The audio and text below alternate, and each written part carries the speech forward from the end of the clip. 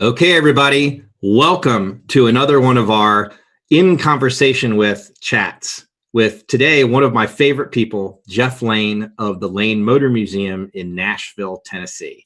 How you doing, Jeff? I'm doing great. So Jeff is actually sitting in one of the 550 crazy oddball cars that are in the museum in Nashville. He's out on the I would say the show field of interest in your main atrium there. And I have to say, it's fun to do this with you virtually, but you and I have spent a lot of time together face to face and side by side in cars. And I genuinely miss seeing you. So, but at least it's great we can connect this way. Better than nothing. Better than nothing. Absolutely. So Jeff's a phenomenal guest for this because his interest in cars, which started as a very young man, young, I guess we could say boy, right? Has gone on to where his interest in one-of-a-kind, oddball cars, stuff that you just can't see anywhere else in the world, right there in Nashville, Tennessee. So it's a phenomenal collection. Jeff, could we start off a little bit with just your boyhood interest in these cars and how this kind of kicked you down the road here?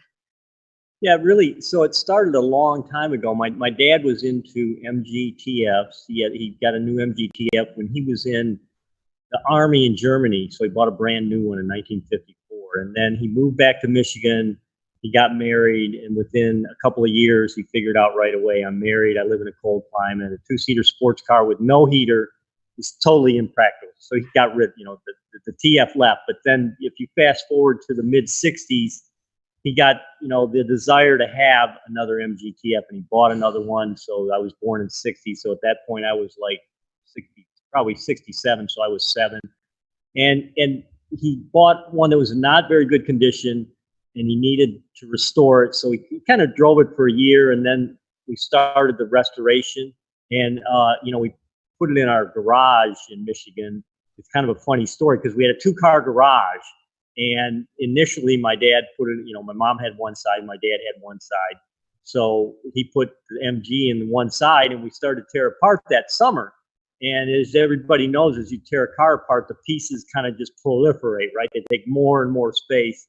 And by fall, my mom was parking her car outside. And she comes to my dad and says, I don't mind parking my car outside in the summer, but, it's fall and it's going to start snowing and ice and all that good stuff. And I don't want to scrape ice off my car. I want my half of the garage back. So he decides, well, I need to build a workshop, which he did actually right next to the garage. We had heat, we had a TV. And so, we had a place to work in there. We worked restoring his car, and then, started with my car, which when I was 12, he asked me what I wanted for Christmas. And I said, well, not thinking I would ever get it, since I helped you restore your TF, I'd like a TF of my own. So he gave me on Christmas an MGTF, but it was in the back of a pickup truck in pieces, which, it really wasn't a problem because, I had 4 more years before I could drive. I had a workshop. I had summers off. I'd already, restored a lot of his cars. So I kind of not knew a lot, but I knew a little bit. And so I restored my car, took my driver's training test in it in that little town in Romeo that I grew up. And then it kind of, from there I started racing cars, sports cars a little bit. But I always liked, the MG back then was a pretty weird car. Then I got into micro cars, BMW Isetta, Citroen SM. So I kind of started maybe going down the middle, and then I really veered off to, I don't know if you want to call it the left or the right in terms of weird, unique cars. But that's kind of how, my interest and my passion got started. Well, and one thing I've always been fascinated by on this, so you grew up near Detroit, right? Woodward Avenue, the 60s, muscle cars everywhere, yet you're gravitating toward these little European cars with these dinky little engines. Did people make fun of you for that a long time ago, or do they see the foresight of it? I think they laughed at me and made fun of me. Yeah, that is a weird, because my friends had Mopars, right? Because you're right, we were in Motor City, and it really was Motor City back then, and everybody was into American cars. We went through the 70s where, they hated the Japanese, right? I mean, they bashed them because they were destroying the U.S. automotive industry. So yeah, people definitely, they're like, oh, MG, that's a foreign car, isn't it? When you get to an Isetta, that gets even, stranger, right? So they definitely thought you were weird. Well, so in Nashville, it's a phenomenal tourist destination. Everybody loves it for the music, for going to Broadway and going to the honky tonks and all this sort of stuff. For you to have your museum there, and for that's where you live, what is it that brought you to Nashville in the first place? So I ended up in Nashville because when I went to college, when I graduated from Romeo in Michigan outside of Detroit, I didn't like the cold weather. So I thought when I go to college, I want to be a mechanical engineer. I want to go to a warmer climate, if that's possible, right? So I applied to a bunch of colleges. I got accepted at Florida Institute of Technology, which I think is in Central Florida, Vanderbilt University, which is here in Nashville, and then Michigan Tech, which is in the Upper Peninsula of Michigan. Okay. So I'm like, I don't really like Florida that much. I sure don't want to go to Michigan Tech unless I absolutely have to, right? So, I came to Nashville, and I kind of came to this town, and I really liked it. It was a smaller town then. It was a nice climate. And that's kind of what brought me to Nashville. Well, and Nashville's a great town. I lived there for, 2 different times in life and just really loved it. Talk about so you've got all these cars. Where the museum actually is, physically housed, is also a really neat historic story. I mean, this is not just a new brick building you built. I mean, there's a lot of heritage for the town and actually where you located the museum. Yeah, this is a very unique building. It was built by the Sunbeam Bakery Company in 1950. And in the South, back in the 50s and 60s, most bakeries were like in kind of old, small buildings. And as they kind of grew, they kind of added on. But I guess Sunbeam decided in probably 49 or 50, we're going to build a modern bakery. So they built this 140,000 square foot facility, which cost $1 million back then, which, it doesn't sound like anything now, but that was huge money. And so they built this building, and they baked, and they had Sunbeam bread was kind of one of their major brands. And they continued to bake here until the 90s. And at that time, they were bought out by a bigger bakery who really wanted the territory in the area, but they didn't want, because now this bakery was so old, it was basically 40 plus years old. So it was really not modern by any means anymore. So they didn't really want this building and everything, but the people that owned the business and the building said, we want to sell everything. And so they did. And the other bakery really kind of closed the building down. They had a modern bakery in Murfreesboro, which is about 20 minutes from here. They still use this building for distribution. Their step vans would run out of here. They had like 18 or 20 routes, I think it was. But the building really kind of fell into disrepair. But it's a beautiful building with brick floors, and it has windows. It's all made out of concrete block. It's really a fantastic building. Very industrial. Well, and I love it because you've got all this really phenomenal exhibition space on the main levels. And then you've got a basement area, not unlike the Peterson Museum in Los Angeles with the vault. You've got a phenomenal storage area down there with hundreds of other cars. And, depending on the situation, you've been able to take tours down there and let people see some of that. And I think over Thanksgiving, when I visited you, we did some go-kart racing down there, if I'm not mistaken. We did, yeah, absolutely.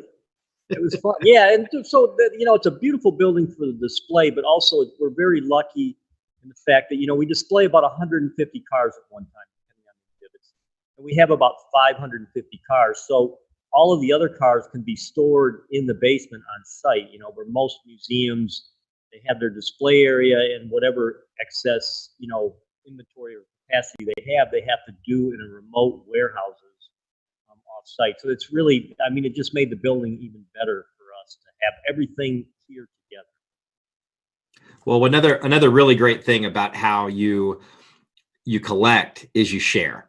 So you actually have, educational staff, you work with the school systems, you're always trying to show different people about what's cool about these cars, how they operate, what's their context and history, like why is this particular car important at this particular time. This photo we have up there, that's, if I remember, that's a Helicon, if I remember right. And you showed everybody, including me, how to drive it.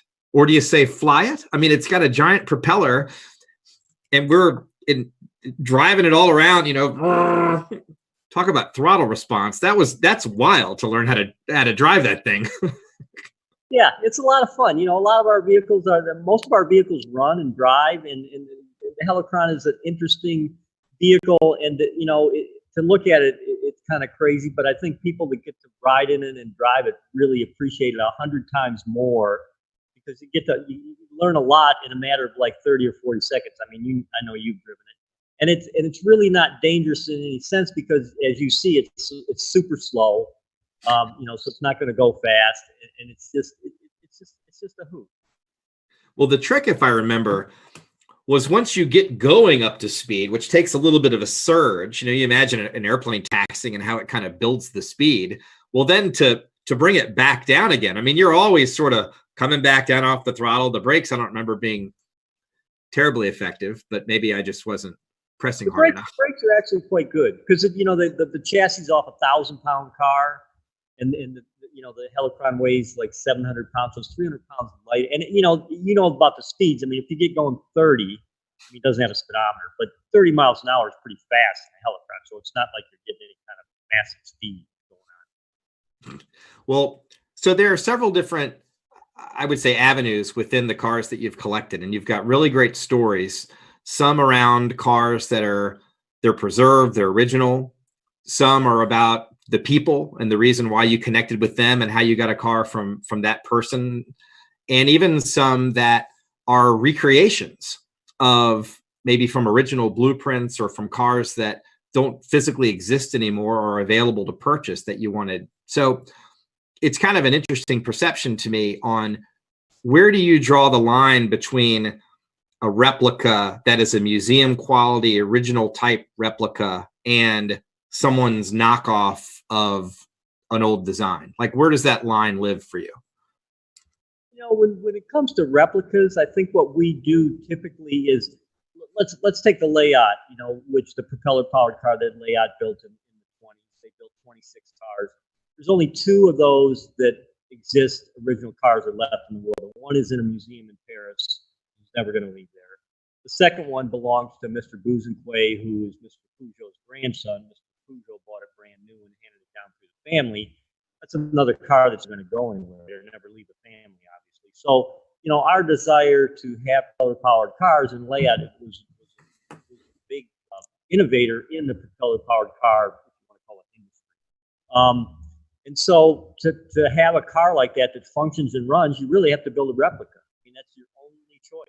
And in that case, you know, we were lucky enough to find the plans to that Layat did. I mean, it's a fascinating story because, you know, Mr. Buzenquay for years went through France thinking that he would find the plans that, you know, and you know, a lot of people that did low volume cars maybe didn't do plans, right? They chalked it up in their garage and they kind of built it by hand and maybe did it by sketches.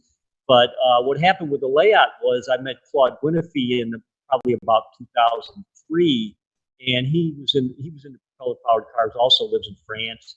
And he and I always talked about, you know, I wonder where the plans are. We were going to build a replica, and the way we were going to do that is we were going to go measure the 2 originals, take photographs of them, and try to produce it from that, which you can do that. I mean, but it's better to have the plans. Well, Claude went to Meursault, France one time where Layat had his workshop. And where his workshop was is now owned by the Rouleau family, who has a winery there. And where Layat lived in his house and the garage next door is where they house the seasonal people that pick the grapes. They come in for however long, probably a couple of months, and live there and pick the grapes and they go home. And so Claude was over there wandering around, and where the workshop was, like in the basement or in the main floor of the workshop, they have bunk beds now where they house the workers. But there's like an attic up above the garage. And he asked somebody, you know, one of the Rouleaus, he said, well, what's up there? And they said, well, you know, we've never been up there because the only way to get up there was to get a ladder and put it on the outside of the building. And then there was like a door up there. There was no stairs or anything like that. So he said, well, let's get a ladder and go up there and see what's up there. And they got a ladder and went up there and they found the plans for the Layat. And there's like 300 drawings for the car. I mean, they drew like cotter pins and bolts and nuts. The amount of detail is amazing.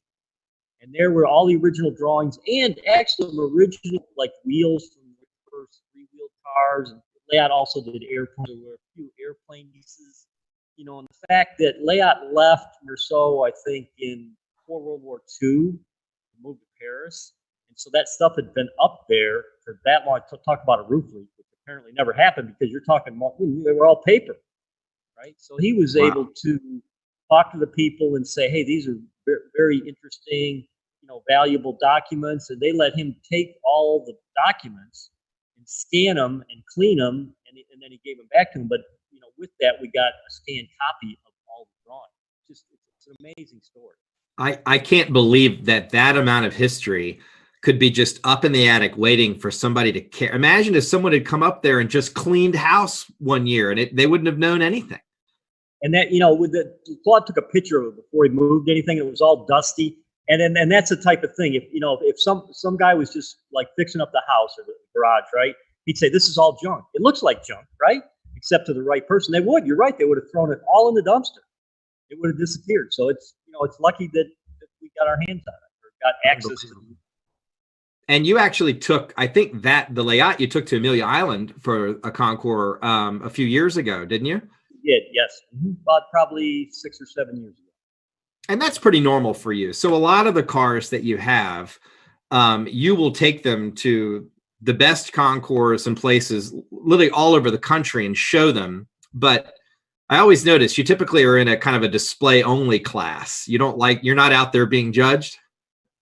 You know, they just don't have the classes right. When we did the gyro, I asked Amelia Island, well, when are you going to do a gyroscopically balanced car class? They always laugh at me, right? Like, what do you mean? Are you crazy? It's a funny story about classic car dealers always come up to me and say, what are you looking for? And I have the standard line, gyroscopically balanced micro car. That's what I'm looking for. As soon as you find one, give me a call. And they always look at me like, are you crazy?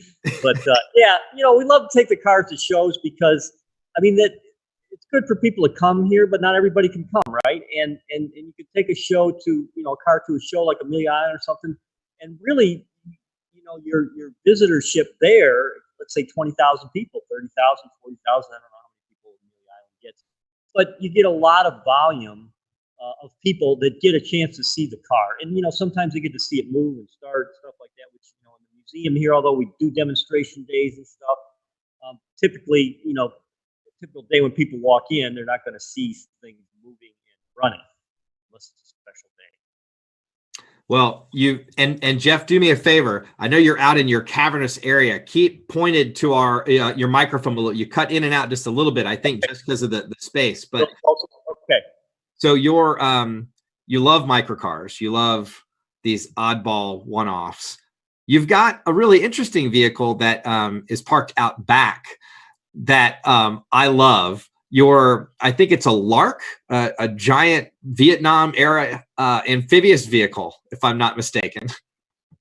Yep. So the Lark is 62 feet long, 26 feet wide, and 14 feet high. Our biggest vehicle. And this is way on the other end of the spectrum of what you typically collect, but I think it's a great illustration of how far you'll go to get something unique to the museum, because this was not a local find. Like, there was quite an odyssey to get that thing to the museum, wasn't there? Yeah, it was a big odyssey, and really it was initially on eBay. And you know, when I saw it, I was really interested in, and so I flew down to Fort Lauderdale to look at it. It's a neat story. There's this guy that had bought 2 of these, and he was going to prepare them for hurricane disaster relief for Florida. And the federal government was going to pay him to keep them ready 24/7. So if they ever needed them, they could use them, right? So he bought them, and then this contract he was going to get didn't happen. So now he's got these 2 giant amphibious vehicles where he has nothing to do with. So one of them he actually took to like the islands, the Bahama Islands, and they used it where there's a concrete plant on a main island, but if you're building on a smaller island, you need to get a concrete truck over there. So they drive the concrete truck in this thing, and they drive it over to the island, and that's how they pour concrete. But he had this other one that he's like, what am I going to do with this? So he had it on eBay, and I went and looked at it, and he actually, you know, they had it on land, and they started up, and they took me in the water with it, and then back on land, showed me how it worked and everything like that. But the big stumbling block is, how do you get it to Nashville from Fort Lauderdale, right? Yeah. So I checked in with a couple of transport people, and they gave me just like $100,000 price or something like that, which, you know, that's too much. So And then somebody recommended, why don't you call this company that trains tugboat drivers?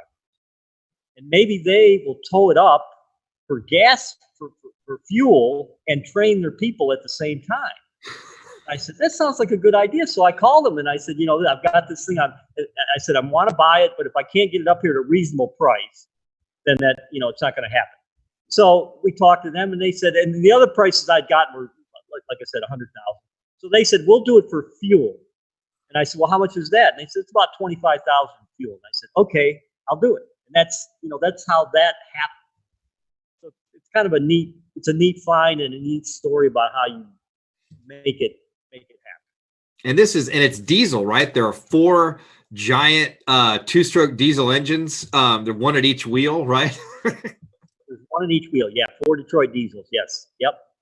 Well, I love it. And I know we've seen a video of, everywhere this thing had to go, they're taking down power lines and moving stuff out of the way and just inching this thing along, right? It's just.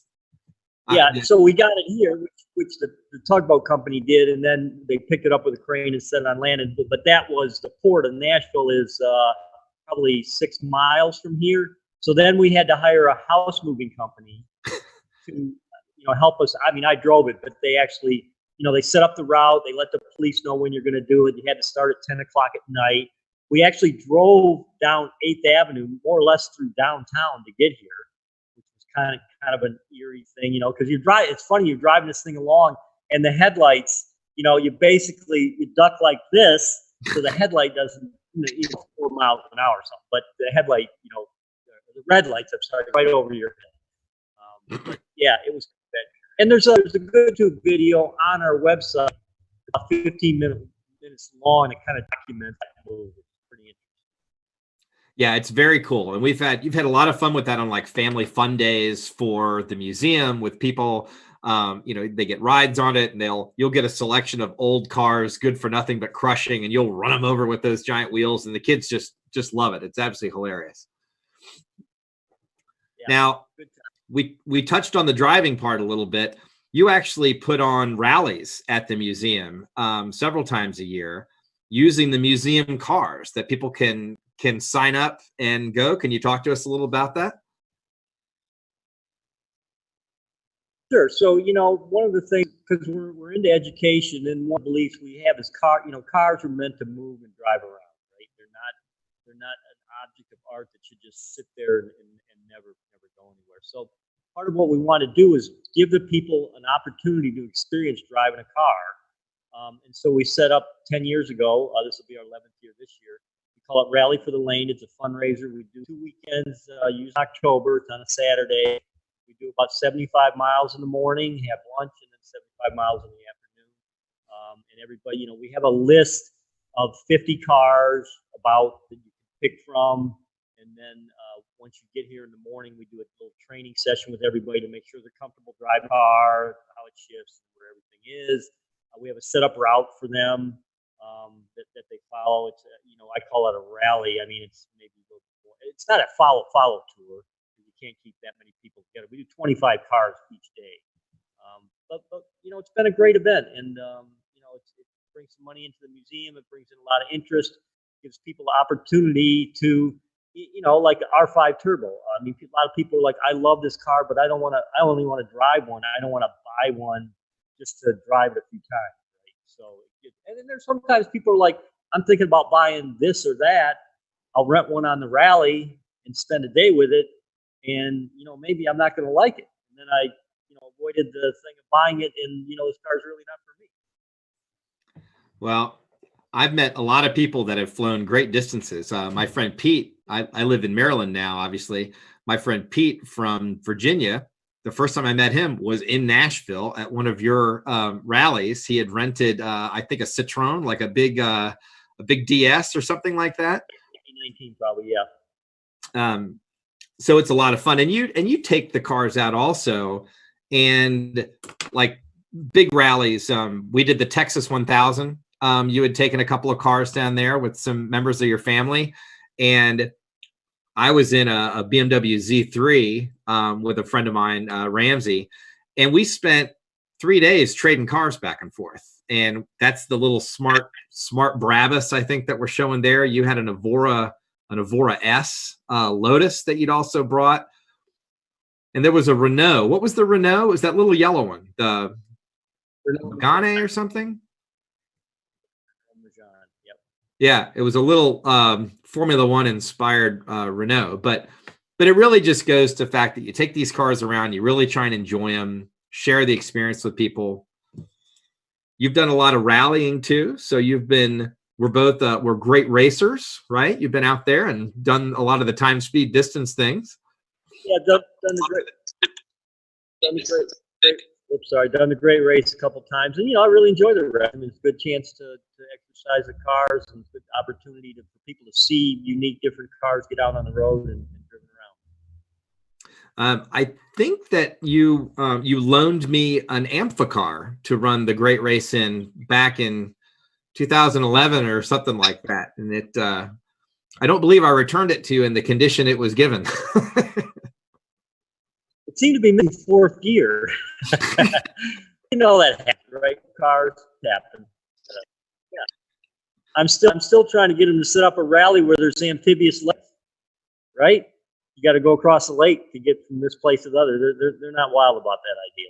But I'm still. What I really want is Amelia Island to do an amphibious class, and then have the podium on the other side of the pond. So to get your award, you got to splash through the pond and go up to the other side. We know all the right people. They need a backhoe and a garden hose. We just dig it out overnight.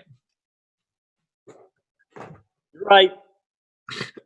Well, one of the other cars that I wanted to hit on with you was the Davis, because this is another great example of an oddball car. Hardly anybody's ever seen one of these things. So can you talk a little, and I think it's a 48. Can you talk a little bit about how you came to own this Davis and show it to everybody? Sure. So when I first started the museum, because our focus was, unique cars, I always liked the Davis, and it was a great story. There's a guy named Tom Wilson that lived in Michigan that for years and years owned a couple of Davises, traveled all over. He was a college professor, so in the summertime, he traveled all over the country to meet other Davis owners. He documented where all the cars were, what condition they were. He did a newsletter for years and years and years. He probably started doing this in the 70s. And when I started looking at the Davis, he had a registry. So I joined the registry, and I talked to him, and I said, Tom, this fit good in the museum. It'd be a good fit. I'd like to find a Davis. It was always really pretty cold to me. And this went on for 5 years. I'd send him a Christmas card, and I didn't call him every month or anything like that.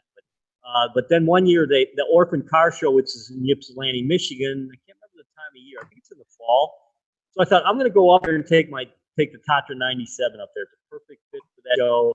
And I knew Tom lived in that area. I didn't know he actually lives like a mile or 2 miles away from where the show is. And so we went there, and he has a party on Friday night before the show, and he invites people over. And so this time I actually got to meet him in person. So I drove the T97 over there, and he was like enamored with the T97. I let him drive it. He was so excited about that. And he let me drive his Davis. And I thought, well, at least we made a connection and everything finally, right? And I said, because he had two Davises, and not that I wanted to buy one of his, but he knew where the other ones were, and he knew the people. And I thought, well, maybe some of the other people. And he was a little bit, I don't want to say secretive, but he wouldn't tell you exactly where they were, and he wouldn't tell you the people who had them. But it's funny because within 3 weeks after meeting him, he sent us a letter, and he said, I'm thinking of selling one of my Davises, and this is how I'm going to do it. I've got a certain number of people interested, and I'm not going to tell you who they are, but it's going to be, I'm going to send you this package, and you got to fill it out, and you're going to be one of the people that might get to buy it if I decide to sell it. So he sent us this package, and it had like 20 questions, and it's like, why should I sell my Davis to you? Why is a Davis important to you? And then you had to name, it's basically, what are you willing to pay me? And it was kind of interesting. And so we filled it out, and we thought, well, we'll see what happens. So he called me like, I don't know, 2 or 3 weeks after that, and he said, I've decided I'm going to sell you my Davis. And I said, oh, that's great. We're really happy, and it's going to be great in the collection and everything. And so he brought it down. He lives in Ypsilanti, Michigan. He brought it down, and he liked the museum so much that, you know, when he was here, he said, you know, I have all these Davis archives. I've been collecting all this stuff for like 30 or 40 years. And at that point, you know, he was probably 60, maybe a little bit more. He said, I really should send all that stuff down here because, you know, I'm not going to keep it forever. If something happened to me, I don't want, you know, I don't want to just throw it away because he put a lot of effort into collecting. And so that's kind of how, you know, it's one of those things when you're kind of looking for a car, sometimes you just really got to be patient and kind of keep after it, and hopefully you'll be lucky and it'll come to you. I mean, that doesn't always happen that way, but you know, it was kind of nice that it happened that way this time. That's great. That's really, really cool. And how many Davises are out there? If someone, I mean, there's can't be more than a handful that still exist, right? The website tells you, but I think it's 16. I'm going from memory. And they all, you know, it's kind of, it's a fascinating story. I keep thinking somebody needs to write. It's kind of like the Tucker story. Somebody needs to write a book about it. But they all exist except for one of the cars. Interestingly enough, when they built them, one of the cars they sent to Reliant in England, who made three-wheelers also, and they were trying to study the Davis and maybe emulate some of the engineering. It was a pretty highly engineered car. But then they were going to send it back to the U.S., and they got a Davis and Reliant got in an argument about who's going to pay the customs duty on the car coming back, right? It was just temporarily imported. But there was still some kind of customs duty. And while they were arguing with each other, the customs people in England crushed the car. So that one disappeared. But all the other ones actually survived and are known. Wow. Yeah, that is kind of like the Tucker story, I guess. I mean, everyone knows where every Tucker is, right? Right, yeah, and you know, with 16 cars, it's, you know, and it's, you know, we have one, the Peterson has one, Mark Hyman has one, Carini has one. I'm not saying everyone that has one is famous, but they're, you know, they gravitated to some, you know, really good places, I think. And you know, another thing that I'm promoting, I'll promote it right here, is in 21 or 22, I think, is the 75th anniversary of the Davis. So I'm trying to promote one of the Concours to get, you know, 6 or 7 or 8 of the cars together. Because I know there's been a Davis at one show here and there, very sporadically, but to have, and they're all a little bit different, you know, because they really never got into production. They were all more or less prototypes. So is it a flathead Ford in it? Is that what they're powered by? So most of them, some of them used a Hercules. Most of them were flathead 4-cylinder Hercules or Continental. Okay. One used a flathead V8, a small V8. I think that's the one Carini has. And one of them is a 6-cylinder Nash, which I think is Myron Burness's car. And all the other ones use 4-cylinder. Yeah, flathead. Well, we've had several questions because I've got a list over here. I'm always pointing toward this other monitor with questions as people come in. I encourage anyone to ask questions. We'll try and start salting them in. Several about what kind of cars does Jeff collect? Well, we can only talk about a few. So I'm going to give everybody a couple of tips here. One, your website for the museum, lanemotormuseum.org, correct? Yeah. Do I get that one right? Yes. I always just type LA and then my browser auto-populates the rest. So I guess I go to it a lot. And last year, you got a book. You guys put a book out that is super cool and really goes into a deep dive on a lot of the cars. That's a Martin, if I've pulled that page right there. Did I get that right? No. Yeah, that's a Martin, correct. Yep. Mm-hmm. Yep.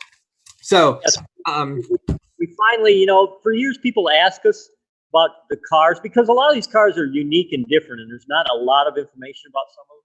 And they always ask us about a book. So we finally, you know, the book just came out early in March. So we finally come out with, we're not calling it volume 1, but we did 50 cars in this book.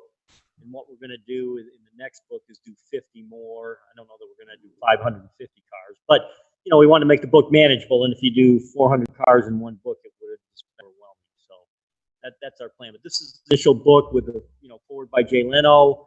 It's written by Ken Gross. It has a lot of, you know, 4 or 5 pages of my personal history of kind of how I got started, and then the initial 50 cars that we picked. Well, I think it's, to be fair to everyone, let's go. And our friend Matt is running this behind the scenes. Matt, if you'll flip through a few of the photos that we have, we're going to show some of the other cars and we'll get a little bit of commentary on some of these. So these are some of our favorites that we picked, but by no means is this an exhaustive list of the cars available that people can see. That's is that a Renault or is that Citroen there? No, that's Citroen 2CV, early Citroen 2CV. Yep. Now, I believe that we bought one of these for the Haggerty collection to use for driving education because they're really robust. They're really easy to drive, but they're unique. The way that 4-speed, the way it almost comes straight out. So you're kind of doing this to shift it. And you have one of these also as a camera car for people. I think when they come into the museum, they can actually sit in this one and get their picture taken. Right. Yep. Yeah. The 2CVs, it's the French people's car, and it was super successful. They made, somewhere around 8 million of them. So it was, kind of the Beetle of France. Very well done, very highly engineered, and very unique. And unfortunately, I don't think I've got a picture that's more detailed, but the one kind of behind it, the other Citroen, the black one, that's actually one of my favorites from the museum because it tells a story. I mean, it was run on like fumes from burning coal, right? Right. So it's a conversion, World War II in Europe, a lot of people couldn't get gasoline, and there were companies, and this one was called Gazogene was the company, that would convert your car to run on coal or charcoal or whatever, because you just couldn't get gas. So people converted their cars so they could at least drive a little bit. The conversions, although it worked, it had a lot of disadvantages as it was slower. It only lasted about 30 minutes before you had to restock it. Also, if the gas got too hot before it got into the engine, it could explode. Okay. So, needless to say, when gas was available after the war was over, most people that had conversions, converted their cars back to gasoline, and most of the converted cars disappeared. Now, have you tried to run that in that configuration? We have not run it on coal. We have everything to do it, and everyone tells us, it's really dangerous unless you're really good at it. You probably shouldn't do that. That's a better thing to watch on YouTube to see how it's done. We're getting some other questions, and this is great. It looks like Bill is asking if the museum has its own restoration shop or do they contract that out? Why don't you talk about the process and your team there? Okay, sure. We do have a restoration shop. We have 3 full-time restoration technicians that work here. And then we have a couple other people that exercise the car, so they do what I call light mechanical work. Change a generator, change the oil, smaller things like that. And so we spend a lot of our time, because we go to a lot of shows and the majority of our cars run. I would say we spend probably half the time in our restoration shop doing heavy maintenance type things, and probably the other half doing restoration work on restoring a car. And it's really interesting too to see your team and how they work, because these are such odd, in many cases, one-off cars. It's not like you're buying a part and installing a part. You're making everything. Your folks can English wheel a fender. They can do a 3D scan of a part and prototype it, and then build it. I mean, there's actually some pretty intricate work that's happening there now. Yeah, we have the ability to really build. I mean, we can't like cast an engine block. Okay, that's something we can't do. But in terms, we have machining and all the metalworking things, so we can make parts. Because a lot of, like you say, a lot of these cars, the Gregory we have, the gyro that's right here on the screen, which was a one-off. When we got it, it had been converted to a 3-wheeler, the Volkswagen engine in the back. So we built that original configuration, and that's a car that, unlike Layat, if it had drawings, we never found them, right? So we basically restored that thing to original configuration by using pictures and what little the patent information we had. Basically, is how we restored that car, because that's all we could find. Well, and it was interesting because you shared the development of all these parts and how the vehicle was restored. You guys have a pretty active Facebook page for the museum and Instagram photos and shared. So I think there are a lot of ways that people can kind of follow along with these projects as they work. So you've got a great staff that's helping keep the information out there as a point of education for everybody. Yeah, we like to keep people informed on what's going on, because obviously people can't be here every day, and although the restoration shop is like right off the museum floor, there's a lot of it that you really can't really see what's going on.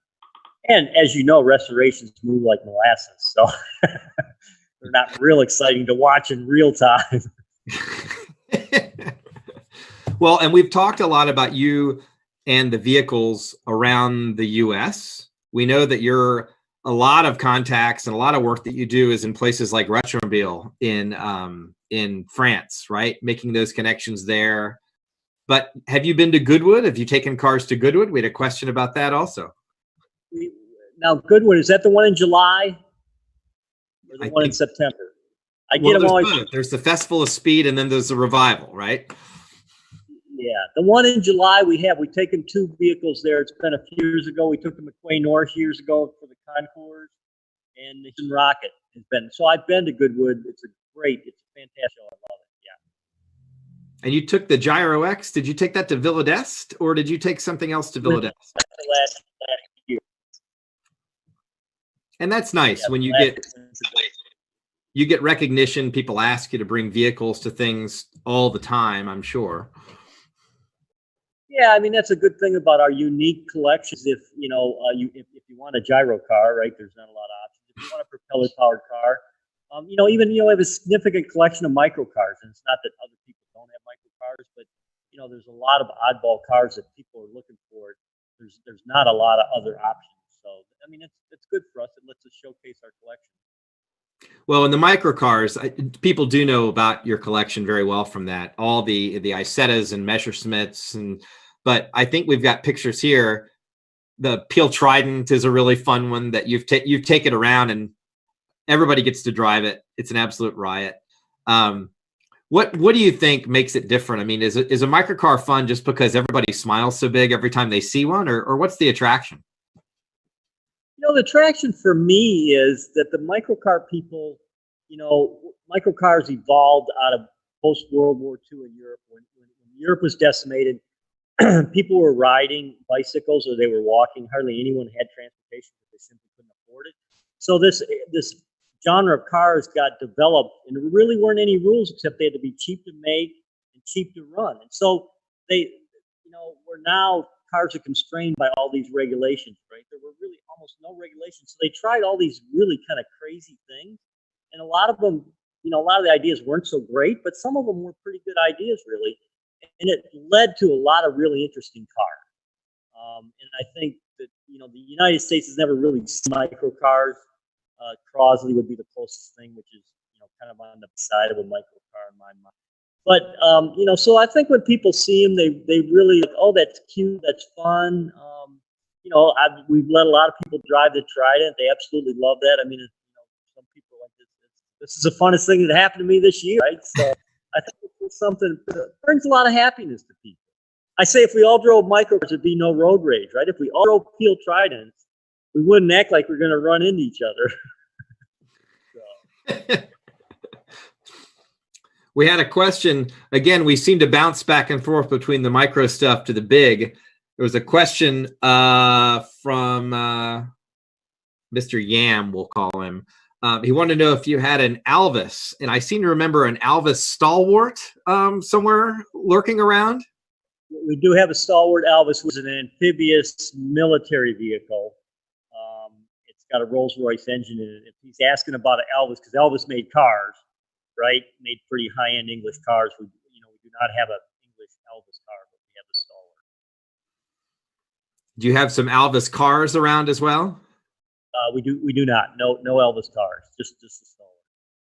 So if people want to see exactly what's in the collection on the website, I like how it's organized because you can go A to Z right through and pick and really dive in to see the different examples of them.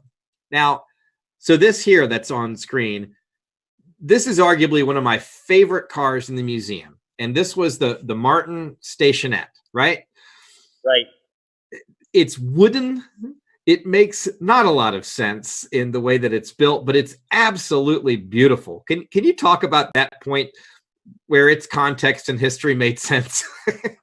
Yeah, so it's, there was a guy named James Martin that was kind of a wheeler dealer inventor, and he built like 3 different cars. This was the last car that he built. In 28, he did his first car, Martin Aerodynamic. But this was done in the early 50s.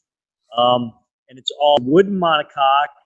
It has a 4-cylinder flathead. I think it's a Hercules end in the back. It has one band brake in the back. It has no shock absorbers. It drives. It's a horrible driving car, especially you think this is the 50s, right? Early 50s. I mean, if it was 1920, you'd think, okay, you know, it was kind of like everything else. But he envisioned this car being built all out of wood, and what he was trying to do was he was always trying to make money, and he wanted to sell it and get royalties off every car built. And his production plans were that he had this theory. There's all these little airports around the United States, and the airport mechanics somehow he deemed are only busy half the time. So we're going to make all the wooden pieces in a factory, and then ship all these wooden pieces to different little airports, and they're going to put together the cars. You know, they're going to sell it for $9.95, right? Never happened. He died, I think, in 56. So this was really the last thing. But you're right. It's a beautiful, in terms of the woodwork and everything, it's really a beautiful car. And one of the other wooden vehicles, at least partially wood, is the Dymaxion that you've got. And this was another incredibly famous design, sort of lost to time, that you really took charge of making sure that there was another exact recreation of this vehicle available. You didn't even have this built in the States. I mean, can you talk about the odyssey of this one a little bit? Yeah, it was a long process for the Dymaxion.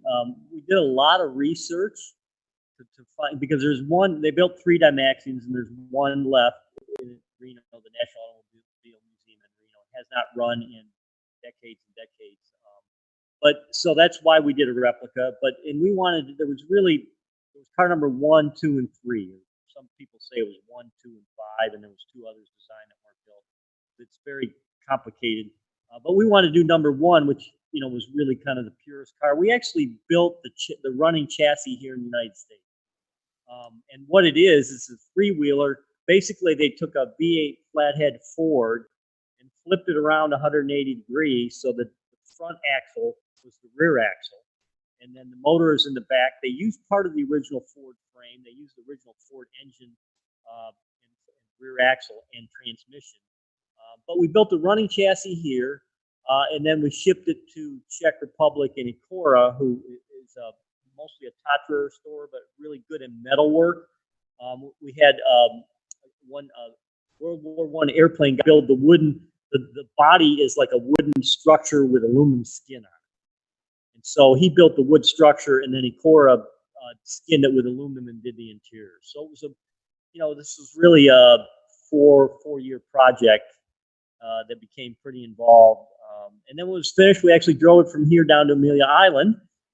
And somebody famous that I know named Brad Phillips was on that trip, half of it. But yeah, it was a great project. And it's the nice thing about doing something like that is, I mean, I know Reno has the original, but unless you go to the museum, you can't see it. It doesn't drive, right? So to take a car to a show like that, people can see it, and people to drive it around. I mean, after the show's over and you're trying to move off the show field and you're trying to get out onto the main road at Amelia Island, I mean, usually you sit there and wait people bumper to bumper, and you pull out with a Dymaxion, and people stop and they're like, I'm not moving, and you drive out in front of me. I want to see that thing go down the road, right? So that's a nice thing. Yeah, that trip, we had Jonathan Stein also with us, and he wrote an article. So I think you can search it on the Haggerty.com media archives, and you can actually read about what it's like to drive the back roads from Nashville, Tennessee, all the way to Amelia Island, Florida. And talk about disconcerting. I mean, you're steering this, how long is it? 40 feet? How long is this thing? No, it's actually 22 feet long. There's a funny story about that. Before we finished the car, we only had a 20-foot enclosed trailer. And then when we finished it, and it's like, of course, we drove it to Amelia, but we were going to trailer it back. But, we knew we were going to take it to the other shows. It's like, we need to buy a bigger trailer to fit this thing. But you're right. It's because it steers in the rear.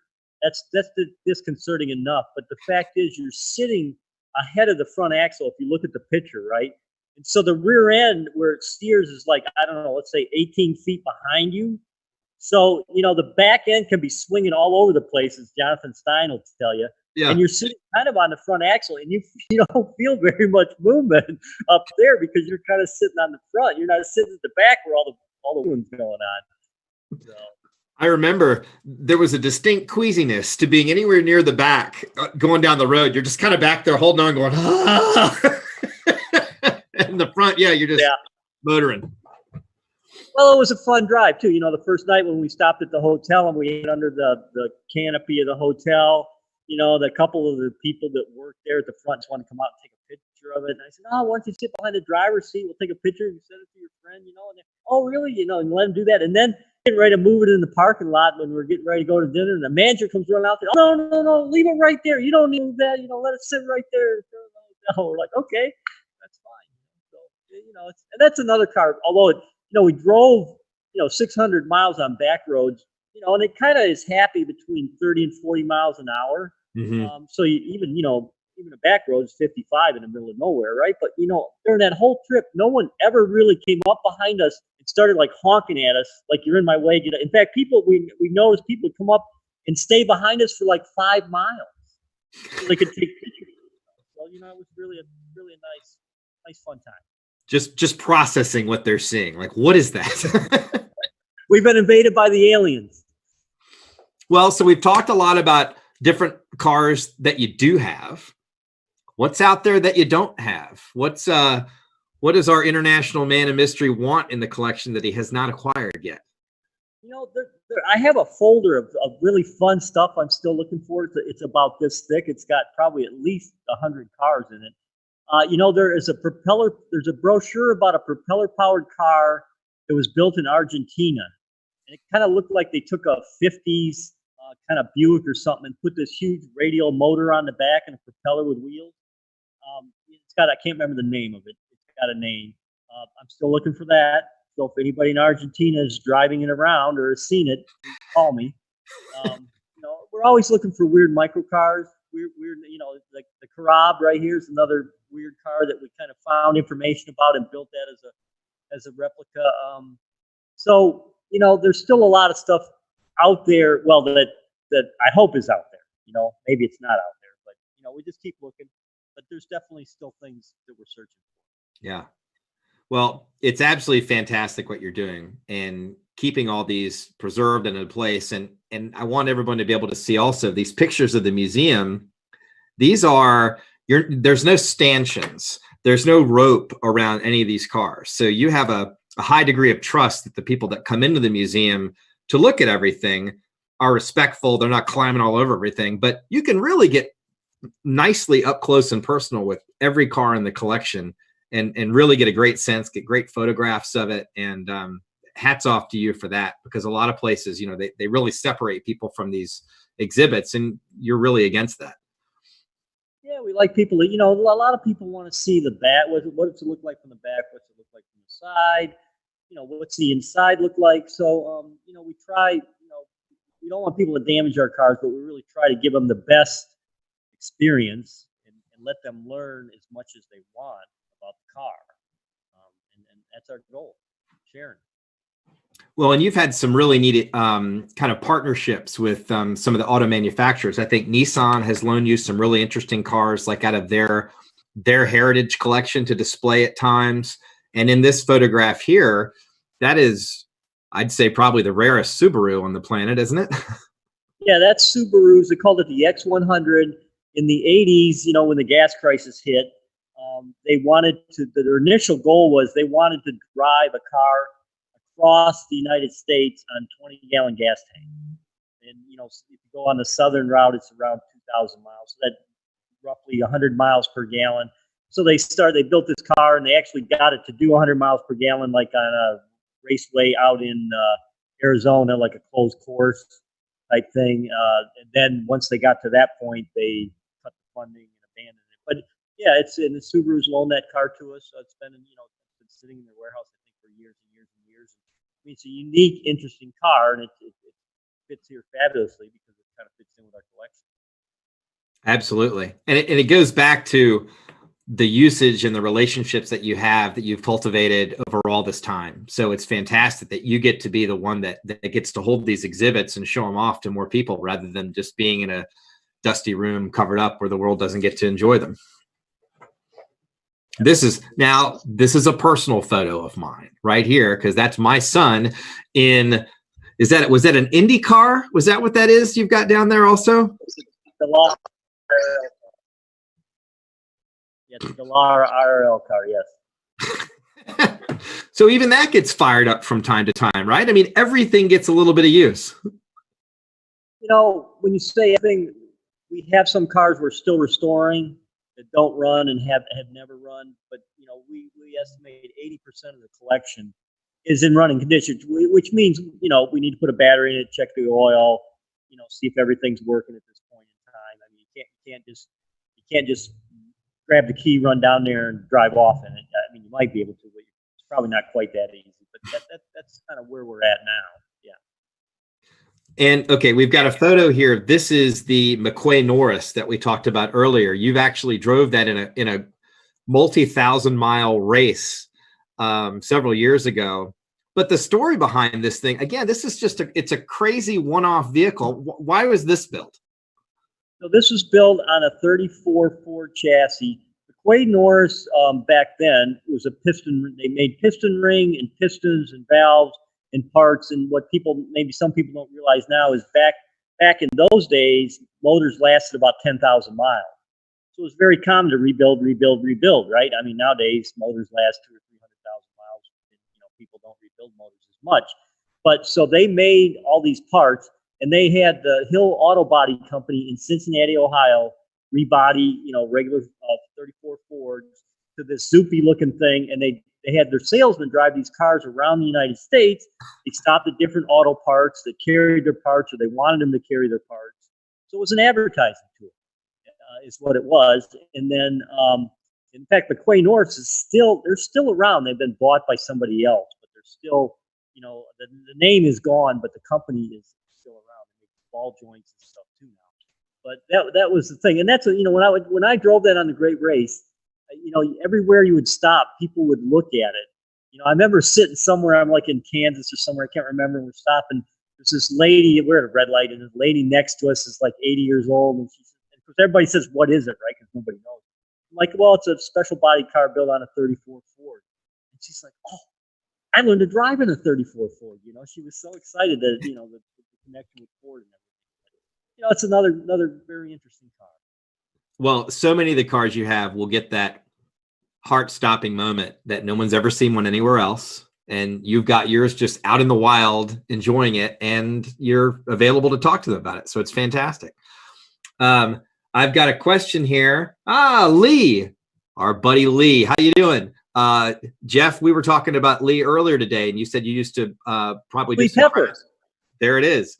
And Lee was asking, did you recently get a Brazilian Volkswagen? We did not. I think he's referring, we were somewhere together. There was a sale. We went down to Tupelo together, but you did bid on that car, didn't you? But you didn't win it? We did not win it. We were looking, I think it was a Puma SP1 or 2. Yeah. Yes. But we did not win. Yeah. So nope, not yet. That, if I remember, that was one of the surprise hits. Everybody's watching. It's kind of like a Scirocco kind of looking thing, but it's not. I'd never seen one before. A lot of other people hadn't. And it went for a lot more money, I think, than what people thought it was going to go for. But that's the fun of auctions, right? Yeah, I think the price was much higher than we expected. But, you know, those are pretty interesting cars, and they're actually pretty, you know, Puma's been around for a while. And, you know, when you talk about kit cars, the genre of quality is wide, right? So, you know, Puma is only one of the much better done cars. Well, Jeff, we're rounding the hour out here. I want to thank you so much for talking to us. There are some other questions. We'll try to answer them in the various Facebook feeds and YouTube feeds. And if we've got any we can't answer, we're going to pitch them back to you, Jeff, so you can help answer these questions. I think everyone universally loves the fact that you collect such potentially unloved and unusual cars, and that you keep the vast majority of them in driving condition and you share them with the world. So thank you again for that very much. Don't forget, everybody, There's a cool book, the first volume, Lane Motor Museum. I got a copy. Where can people buy this book to learn more about the museum and its collections? So if you get on the website, you can order it right off the website. Right off from the Lane Museum, lanemotormuseum.org website. And I encourage everyone again to take a look, and you're going to learn a lot about all kinds of different cars out there. Simply by scrolling through, you can see the events, you can understand the mission of the museum.